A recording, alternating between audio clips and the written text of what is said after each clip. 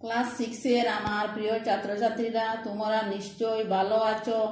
বর্তমানে সমগ্র বিশ্বে কোভিড-19 ভাইরাস যে সংক্রামিত হতে চলেছে এ সম্বন্ধে তোমরা সবাই অবগত আছো। আমি তোমাদেরকে এইটুকু উপদেশ করিতেছি, তোমরা সর্বদা সামাজিক দূরত্ব বজায় রেখে চলিবে এবং অন্যদেরকে এ বিষয়ে সচেতন করিবে। আমরা অনেক দিন থেকে প্রত্যক্ষভাবে পড়াশোনা থেকে বঞ্চিত আছি, কিন্তু এভাবে চলিতে থাকিলে আমরা পড়াশোনায় পিছিয়ে যাব।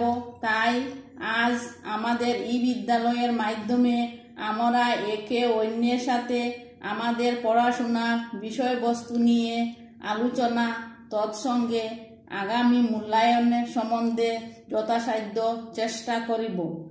আজ আমি তোমাদের দ্বিতীয় মূল্যায়নের পঞ্চম পাঠ কৃত্রিম উপগ্রহ পাঠদান করিতেছি।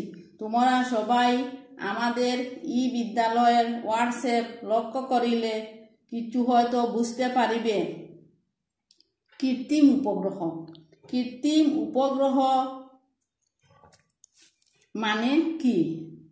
কৃত্রিম উপগ্রহ হলো মানুষের তৈরি স্যাটেলাইট। আয় চাঁদ আয়, সোনার কপালে টিপ দিয়ে যায়। অনেক শিশুই মায়ের মুখে শুনেছে এই চড়ার সুর। চাঁদের বুকে বসে চরকা দিয়ে সুতা কাটছে এক বুড়ি, তারও গল্প শুনিয়েছেন ঠাকুমা দিদিমা। তাই তো চাঁদ মামা আর তারা নিয়ে তাদের এত উচ্ছ্বাস। মহাকাশ তাদের কাছে এক পরম বিস্ময়। আমরা মহাকাশের যে নক্ষত্রপুঞ্জ বা তারকাদের দেখে থাকি তার নাম ছায়াপথ। আবার এর একটি গালভরা নাম আছে আকাশগঙ্গা। এখানে সূর্যের মতো এবং এর চেয়েও ছোট বড় অসংখ্য নক্ষত্র বা তারারা ছড়িয়ে আছে। এদের চারদিকে ঘুরছে অসংখ্য গ্রহ। গ্রহের চারপাশে উপগ্রহরা।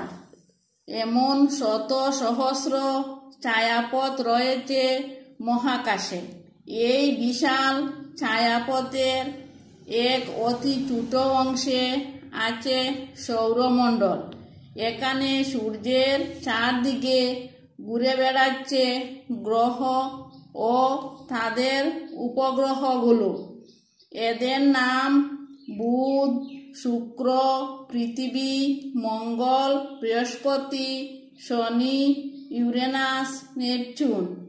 উপগ্রহ চাঁদ কিন্তু ঘুরছে পৃথিবীর চারদিকে।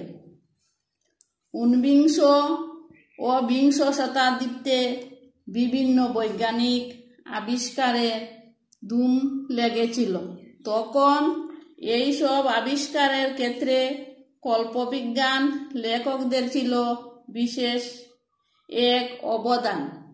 এরা গ্রহ থেকে গ্রহান্তরে যাওয়ার জল্পনা কল্পনা করেছিলেন।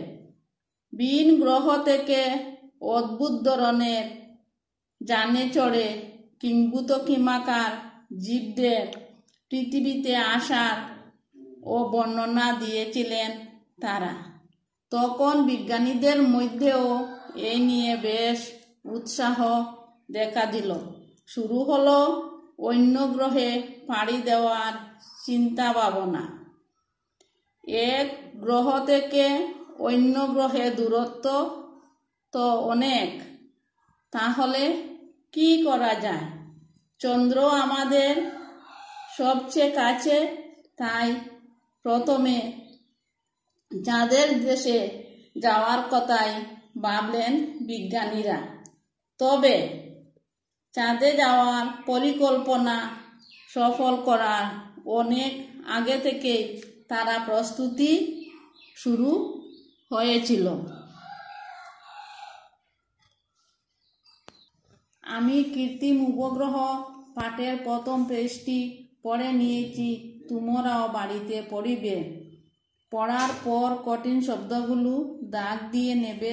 আমরা পরবর্তী ক্লাসে ওই শব্দগুলো নিয়ে আলোচনা করব।